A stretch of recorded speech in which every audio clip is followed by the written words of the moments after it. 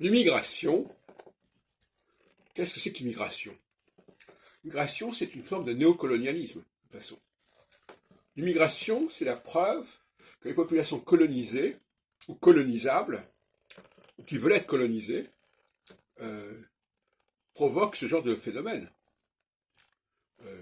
Quelqu'un qui immigre, c'est qu'il est fasciné par le pays vers lequel il veut se rendre. Comme on l'a vu récemment avec le film Capitaine, je ne sais pas comment ça s'appelle. Bon. Donc, l'immigration est un phénomène, est un avatar de la colonisation. Mais la colonisation, entendons bien, pas forcément la colonisation voulue par le colonisateur, mais la colonisation voulue par le colonisé. Hein? On croit souvent que si les gens sont colonisés, c'est parce qu'on les a obligés à accepter ceci ou cela. Pas du tout. C'est un phénomène de mimétisme qui se produit.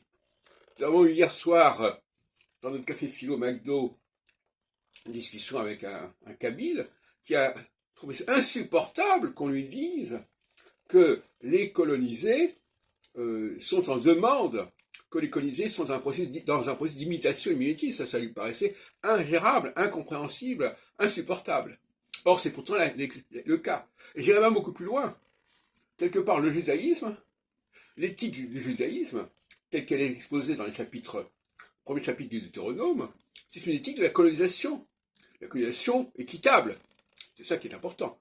Mais colonisation équitable, c'est-à-dire, vous allez être retrouvés dans des pays qui sont déjà là, des populations qui sont déjà là, comment vous comporter avec elles, comment éviter les problèmes. Alors les problèmes, quels sont les problèmes? Le problème, c'est d'adopter les valeurs de ces pays que vous occupez. Mais c'est aussi, de cette manière, faire attention à ce que le pays occupant ne soit impacté par le pays occupé, en imitant ou en adoptant ses valeurs à lui. Mais c'est aussi le risque de l'hybridation. C'est-à-dire que le pays occupé va évoluer d'une façon bâtarde, hybride. Hein?